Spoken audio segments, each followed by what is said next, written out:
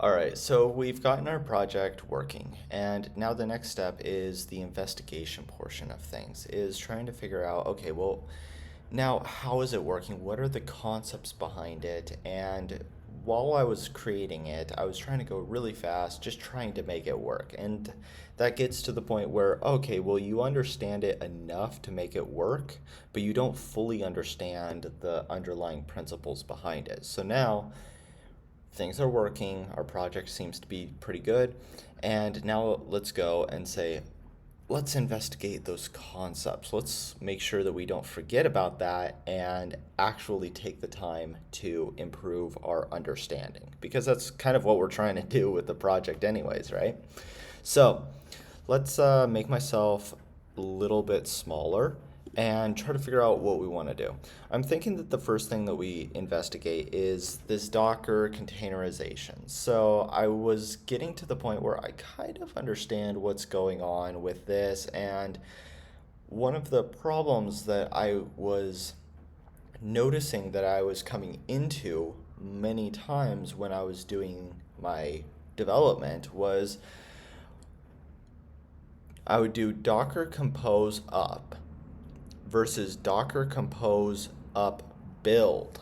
Okay, and this has something to do with how the containers are actually instantiated, and this also has something to do with the image, and then now there's volumes which are persistent data. So there's a whole bunch of moving parts. I want to kind of investigate this. So I'm going to come here and we can start asking questions. So I am trying to understand Docker and Docker Compose better. In specific, I want to understand what the difference will be between Docker Compose up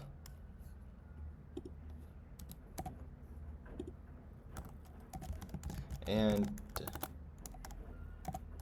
Docker Compose up build. Okay. I also want to know about how these concepts of containers, images, Docker Compose, volumes, what else?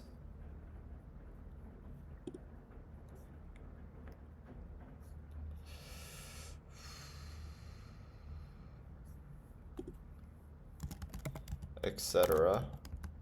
work together, and any other topics you think I should be comfortable with. Okay, I am trying to understand right now, or trying to understand the concepts, not trying to build anything. Okay, let's see what it has to say.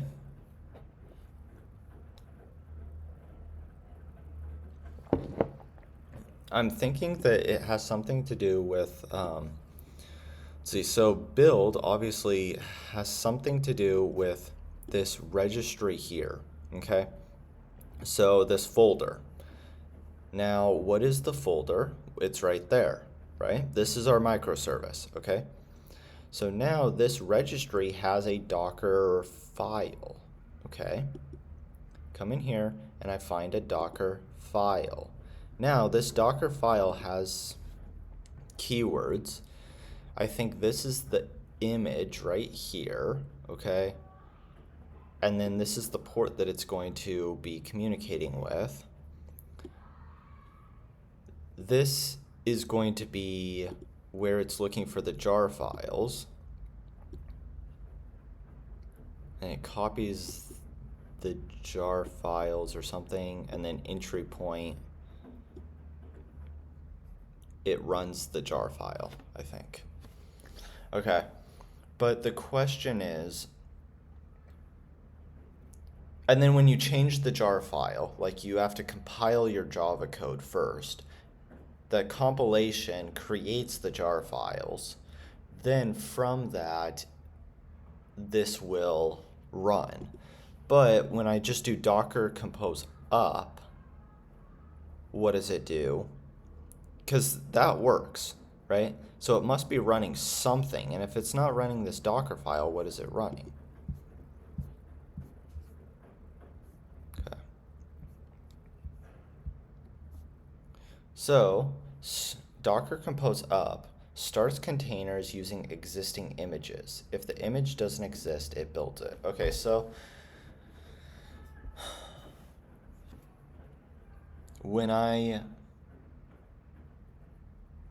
am I creating the image myself? Forces a rebuild of images before starting the container, even if the image already exists. Okay. So the build forces me to rebuild an image. So image is the thing that is going to be run or built and then run, okay? Use build when you've changed your Docker file or app code, okay? You want to ensure you're running the latest version of my container, okay? Use plain up when you're confident that the image is already built and up to date. You want faster startup without rebuilding, okay? So that question is going to be, so this indicates that I am creating my own image each time I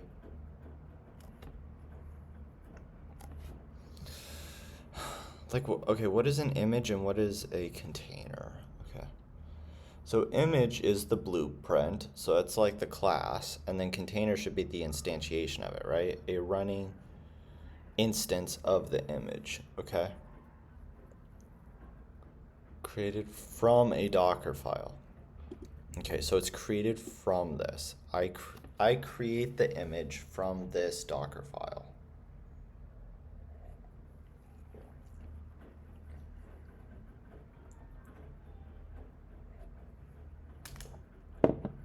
Okay.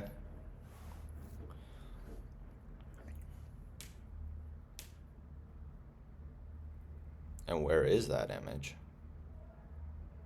Okay. And it's static. Okay, so this indicates that I am creating my own image each time I run docker compose up build. I am wondering, where are those images stored? Okay. How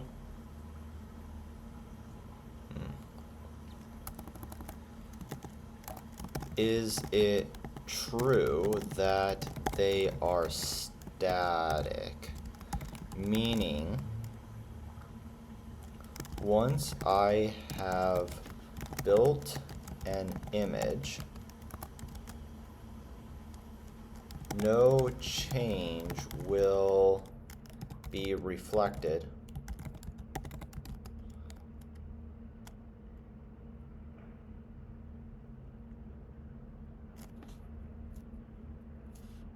if I don't build again. And what I'm a little bit confused about is, okay, I get these jar files are static, right? Because I need to recompile it. Okay, that's fine. But like in front end, I have this, and it seems that I'm running this command node app.js, but if I change my app.js,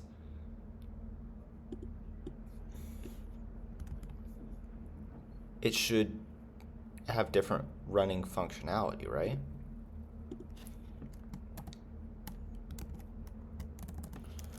For example, if I change app.js but don't rebuild my image, will those changes be reflected if I do docker compose up? I am looking at the last line for command, and it seems that if I change my app.js, the command will now be running this new and updated app.js program. Is this true? Okay. So I'm going to do that. I'm going to let it do its thing and come back up to here. Okay, so image is the blueprint or recipe created from Dockerfile, contains everything you need to run the code. It contains my app, the code, dependencies, and environment. So it has its own local version of app.js. Is that correct? Then that would kind of make sense. Okay, a container is a running instance of an image. Okay.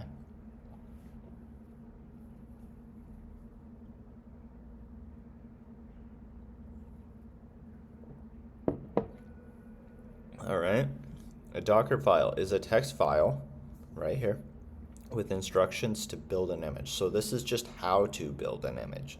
So for example, from node 18, okay, copy this and then run install, all right. Volume, a way to persist data outside of the container's lifecycle, useful for databases. So we had to use this volume when we were connecting the Postgres database, because otherwise we would lose it each time. Okay. Survives container deletion, can be shared across containers. Okay. More on volumes. Okay. Docker Compose, a tool to define and run multi-container apps.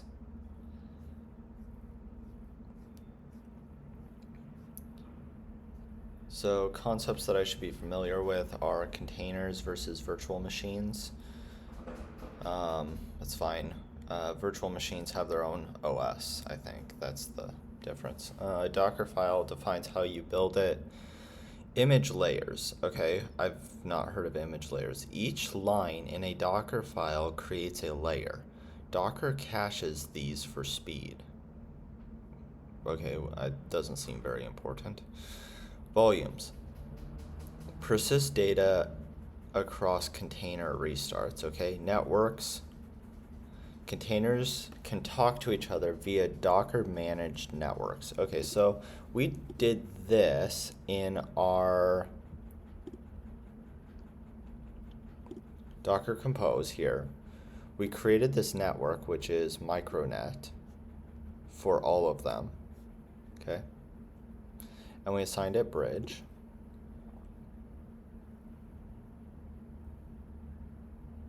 Detached, run in the background, okay, whatever. Bind mounts versus volumes. Bind mounts link the host directory. Volumes are managed by Docker.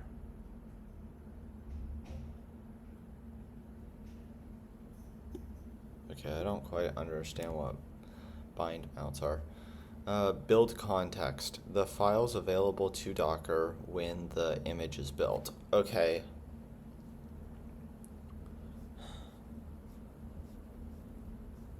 Let's start reading this, and let's try to just get a more clear understanding of how Docker is actually operating. Okay. So, Docker images are stored locally on my machine in a directory managed by Docker. Okay, so I run my code. Not run my code, sorry. I just have my project, and within my project I have a Docker file, just a text. Let me just load one up. Should I do this Java or JavaScript? I guess I'll do Java. So here's my Java Docker file, okay? So it's just text saying how I should build an image for this microservice here, okay? And then I come here. So this one was registry, right? Where is registry? Here. Okay. So when I do the Docker compose up, it comes in here and it looks for all of the different services that it needs to build, okay? And one of the service is this Eureka server, okay? And then it says, do I have an image for Eureka server already? If yes, I use that image. If no, I will come in here and go into this directory and build it. Now, how does it build it? It looks for a Docker file, so it finds this Docker file, okay? Then, this is the instructions to Docker to say how to build this image, okay? So it takes a base image, okay? It says what port it's going to be running on, and then it says where the files are, okay? The jar files that have already been compiled. It was my responsibility as the developer to compile those jar files, okay? So those jar files should be up to date, and it's my responsibility that they are up to date, okay? And then it says the entry point, okay? So then it takes that image that it just created and all of the files and contexts, and then it stores it in a Docker image in a location that it manages. So it's a separate place that is managed by Docker that whenever I do Docker compose up and I want to run that image, it just loads that image that has already been created from this Docker file. Okay. And that's why when I change something, it's not changing anything in the image, because the image is stored in some other location managed by Docker and has nothing to do with, even if I recompile my jar files, right, over here, that doesn't matter because my image has not changed. Okay. Where are they stored? Docker images are stored on my local machine, so library containers, com docker data. Okay, so it's just stored in this random location. Inside the directory, Docker uses a storage driver like overlay to manage image layers and container file systems. Okay, that's fine. I don't care. So our Docker image is static. Yes. I see. Images are static once built. They're like snapshots of my file system at build time. Okay, see, this is kind of where one of my misunderstandings was. I was thinking when I would see that line in my, not Docker Compose file, but my Docker file, and it would say command is node.js or node whatever app.js. I was thinking, oh, it's just looking at my app.js file and running it. Therefore, if I change my app.js file, it should change what I'm running, right? No, but if I build it, it's at that time, it takes a snapshot, it saves that, and all of the associated documents, it saves it in some, I'm just going to call it random location, but it's managed by Docker. Then when I run it again, even though I made a whole bunch of changes over here, it doesn't matter. There's no connection. Okay, so now I'm starting to see. Okay, that's why we kept running into those problems. If you change app.js on my local machine, the image itself won't know about it unless you rebuild. Okay, if you run Docker Compose up build, it rebuilds the image, capturing the new app.js. If you run Docker Compose up without build, it uses the existing image, which still contains the old app.js. Okay. Now, but what if you see changes without rebuilding? That depends on how your Docker Compose is set up. If your Docker Compose includes a bind mount. Okay, so we're back to this bind mount. So volume, let me just check if we have that. I know we have volumes, but I don't think it was, yeah, we're just having PG data. So this is Postgres data, okay. And Postgres is here, but how does it associate? Okay, so that's gonna be one of the next questions that's another question that we need to answer. How does this Postgres data actually connect to anything that my software or microservices are doing? In specific, it's front end here. In specific, it's this one, because I know that that's where I connect to Postgres is my front end microservice. But how? How does it actually connect to this thing called PG data? I don't know. We need to figure that out later. We're still on this though. Okay, so all of a sudden we've come back to this idea of bind mount, which I've never heard of before. Okay, so let's figure out what bind mount is. Then your host directory is mounted to the container, and changes to app.js are reflected immediately, even without rebuilding. In this case, the container uses your live code from the host, not the static image, okay? But if you're using only copy ... which I believe that's what we are, right? We have that, and then there was another one which was like, let me go to front end. I know that I saw the copy. Here, copy ... Copy the rest of your app's source code. Okay, so we copy the source code. Okay. If you're using only copy ...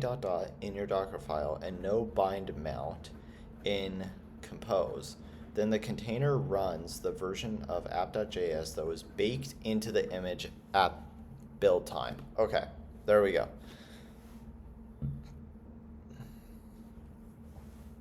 Okay.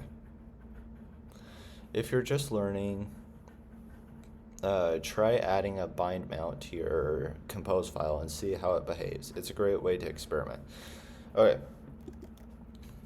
I don't want to break anything with my thing right now, so I'm not going to be changing anything right now. It's just the investigation. So explain about build mount. Okay.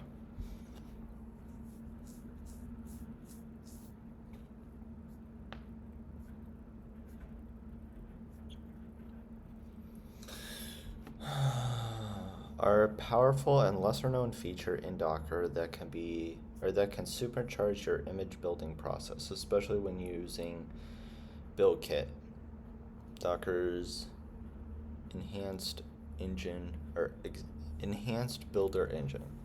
So, a build mount allows you to temporarily mount files or directory from my host system to the container during the image build process. Yeah, I'm not even going to pretend like I understood what that sentence means. We're gonna come back to that and make sure that we do though. This is different from runtime mounts, like volumes or bind mounts. Okay, because it only exists while the image is being built. Do I just not have enough coffee or something? Like, it's English, but I didn't understand a single sentence in there. Okay. Think of it like giving your Docker file temporary access to host files without baking them into the final image. Okay. Let's just read this first and then try to figure out what questions we have. Okay. What is a build mount? A build mount allows you to temporarily, okay, so not permanently, temporarily do what? Do mount files or directory. What does it mean to mount a file or directory? What does it mean to mount files or directories? Okay. So this is different from runtime mounts, like volumes or bind mounts, because it only exists while the image is being built. Think of it like giving your Docker, okay, I don't know, man.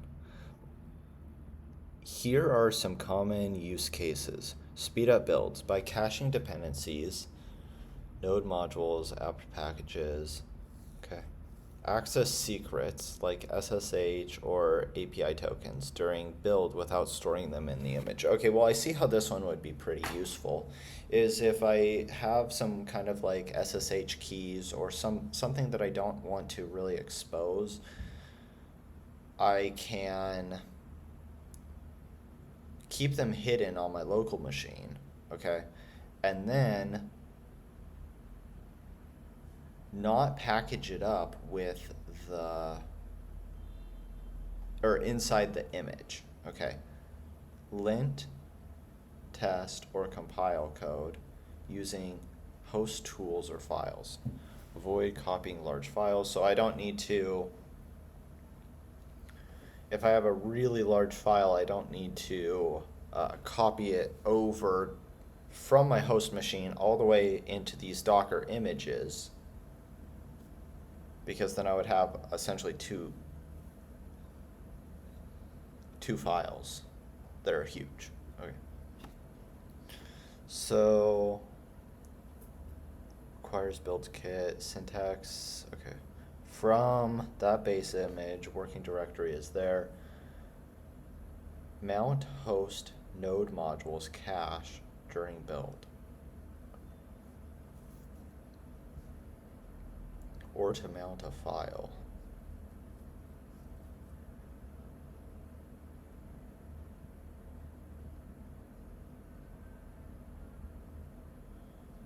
You must enable BuildKit to use mount. Site Docker.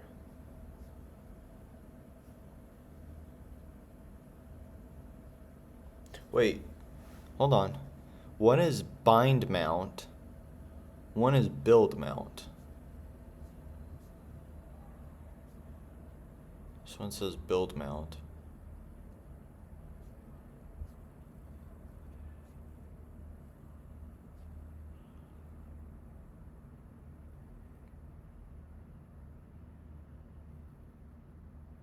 Oh, is that the one that it was contrasting with? A build mount allows you to temporarily mount files or directories from your host here. Runtime mount. I'm just gonna ask what it means to mount a file.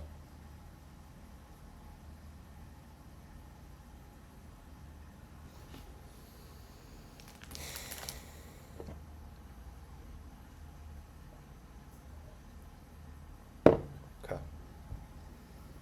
So, let me read this. Mounting files or directories means making them accessible inside another environment. Okay. I just need to think, just like process and take that in for a second. So, mounting something means what?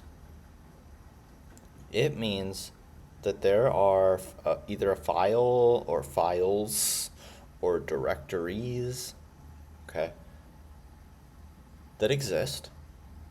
And now I have another environment. Okay, what is an environment? That's going to be like a virtual machine or a Docker container. Okay, I have another environment and I want to give it access to those files or directories. I think that's what it means. Okay, like a Docker container by linking them from the host system. Okay, so the host system has those files or directories that I want to mount to my Docker container. Think of it like plugging a USB drive into a computer. Suddenly the computer can read and write to that external storage. Okay? In Docker, mounting lets your container interact with files or folders that live outside of its isolated file system. Oh, okay, so that's how you can mount your... Okay, I'm starting to see how this is coming together. Okay, so you have your app.js or whatever it is, and that's on an outside system, okay, which is actually on my local host, or not local host, but like local machine, I'll say. And now I want to give that image or that environment, which is the Docker container, I want to give it access to those files or directories. So I need to mount this file or directory, this project, right, to that image so that the container can do so. Okay. And then from that, if I make a change to on my local device, it will, because it's mounted, it will associate with those file directories. So I'm giving it permission, essentially, kind of to go to my location in my local Mac device. Okay, so types of mounts in Docker. Bind mount links a specific file or folder from your host to the container. Okay? Changes made in the container affect the host and vice versa. So Docker run this. This mounts host path to the container. Volume mount. This uses Docker managed storage, portable and safer for bind mounts, ideal for persistent data. Okay? Build mount. During image build, temporarily mounts files during the image build process. Okay. All right, so I think I got a little bit of misunderstandings. So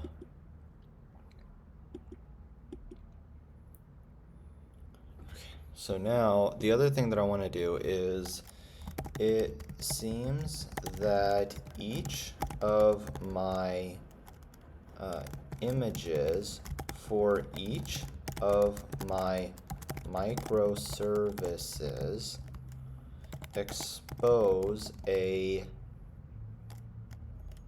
certain port.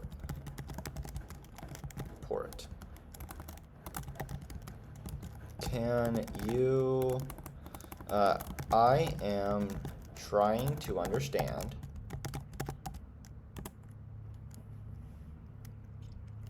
what these ports go to. And what I'm trying to figure out is, okay, so I have these ports in containers, and the container has its own IP address and is on a local network. But then I want to I can also access it from my local device. How does all this work? I have containers that have their own IP address, and the Docker Compose gives their own local network, and it is running on my local MacBook. Okay. How do all of these things connect?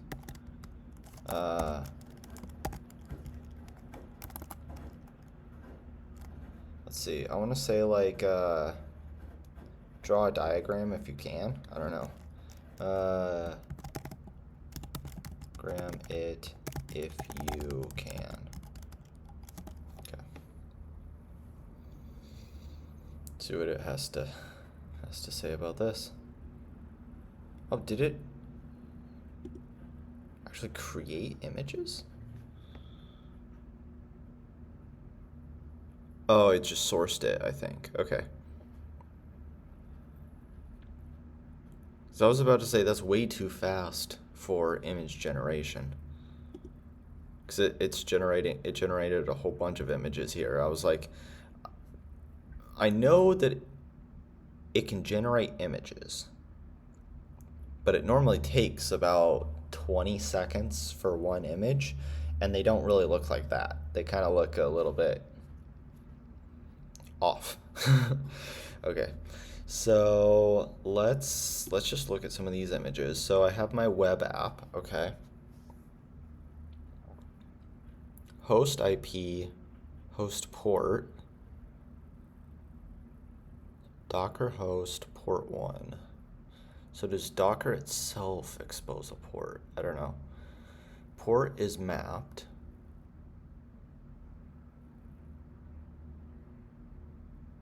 So that's mapping, right? Like, let's see, I'm exposing this port 3000, but then where did I do my mappings? Here. So like I exposed 3000 to 3000. Here we go. So I think what that means is my local, when I try to do it on my, I try to access like port 3000 on my local device, and that gets mapped to 3000 on the Docker device or the Docker container. So then it goes to this 3000. So I come here at 3000, it gets mapped to 3000, and then I'm able to access this container. I think that's what's going on. But then where is Docker running? Like, what IP address is it running at?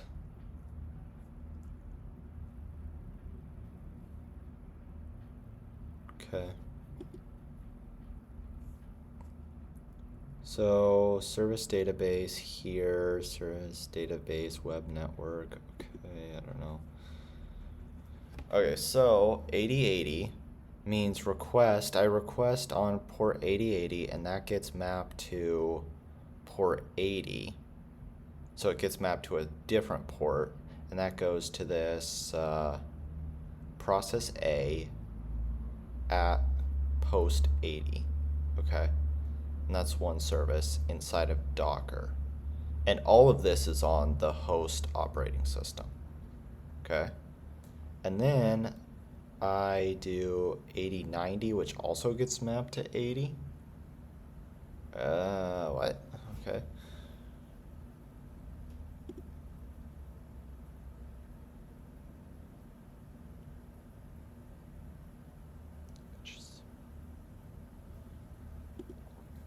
All right.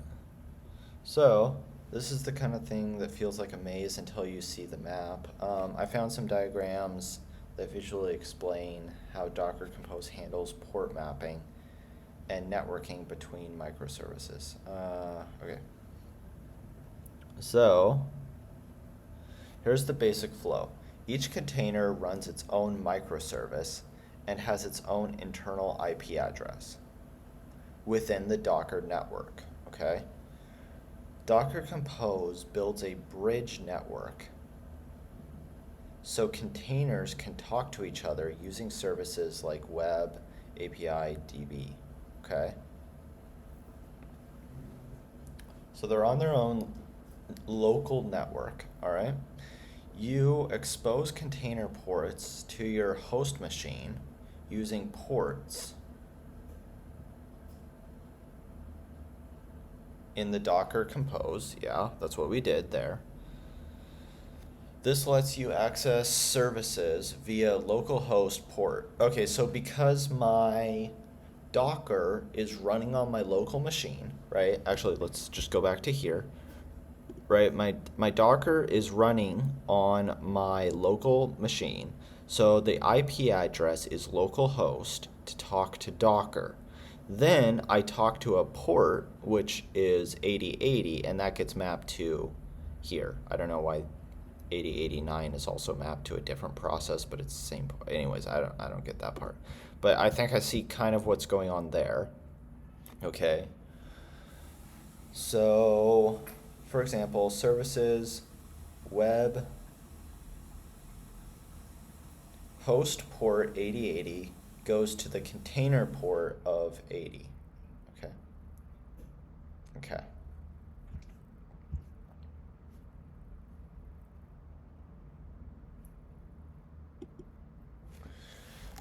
Can you show me how one container would talk to another container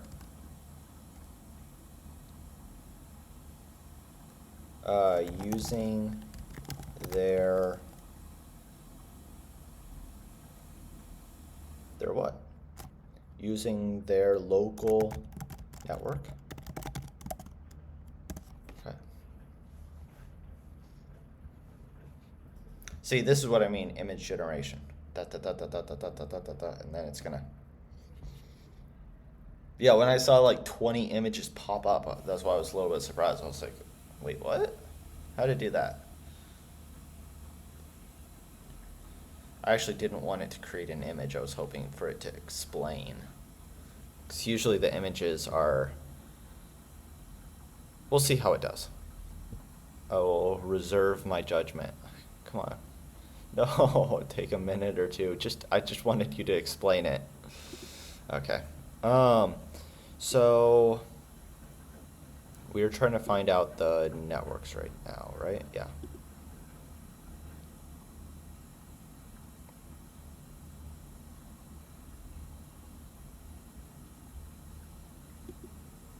Next time I'm going to say don't generate images. Hit finish? Nope. Okay. Docker container A, port 5000, Docker Compose network. And then it's going to say container B and then a different port number. Okay, that's all that this image. Oh my gosh, we waited like 2 minutes for that. Okay. Use ASCII art. When I was saying diagram it, I was hoping ASCII art. Okay. Here's a diagram. Next time use ASCII. This shows how container A can talk to container B over Docker Compose internal networks. The key is that containers don't need IP addresses to find each other. They use service names. Oh, okay. Service names, which is like Postgres. That's a service name. Okay. Each container gets an internal IP and host name matching its service name. To compute, okay. To communicate, Docker A or container A can simply send a request to HTTP container B and then the port number if it's a database, for example, okay? No need to expose ports to the host unless you want to access the service outside of Docker, okay? Services, oh, see, yeah, this container doesn't even have any exposed ports because the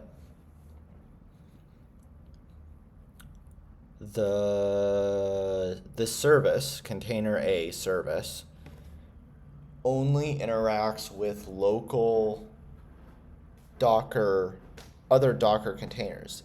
So I am not going to be accessing it from my local host machine, from my Mac machine. It's just going to be talking to other containers on the network, so it doesn't even expose anything. This container B does expose ports because it needs to be able to communicate with the outside world. Okay. I think I see what's going on.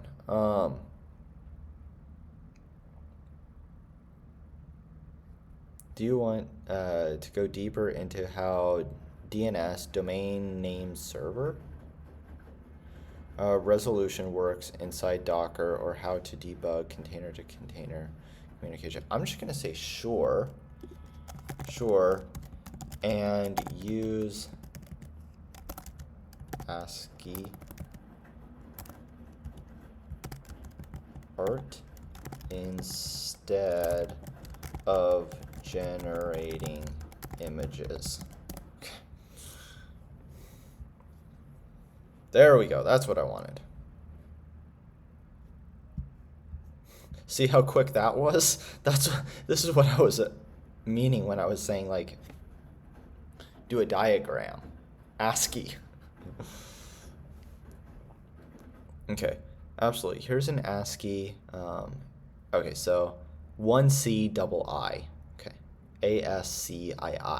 Style diagram showing how one Docker container communicates with another over Docker Compose's internal network. I wish I had more coffee. Okay, container A, service is web. Container B is service database. Okay, so they're on separate ports, okay? Docker Compose Bridge Network. So that's this connection here, okay? How they talk. Container A can reach container B using its service name, not IP address. For example, if container B here is named DB, container A can connect to it using DB and then the port. So I don't need to know its local IP address. I can just do its name, okay? Or in code, I could do connection equals mysql.connect, okay? And then the host, normally I would put the IP address here, but I don't need to do that. I just put the name there and then the port, okay? And then the compose file depends on database, okay?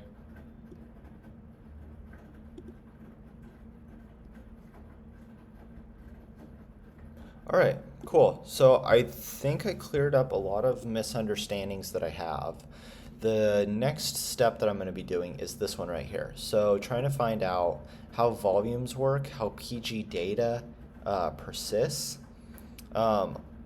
and trying to understand, okay, well, in my front-end service, I talk to PG data, wherever that is, right? I talk to PG data. How does that connection made? So that's going to be in the next video. That's going to be the next investigation that we do. I'm going to go get some coffee, take a little bit of a break, and then we'll be back to continue investigating how Docker is setting everything up and how all of this kind of works together. So thank you guys for watching this video. I hope you enjoyed it. If you did, subscribe. I would love to have you along on the journey, and we're going to just continue learning, continue improving our skills, and not stop. So thank you for watching. My name is Timothy Lee Grant, and I will see you guys very soon.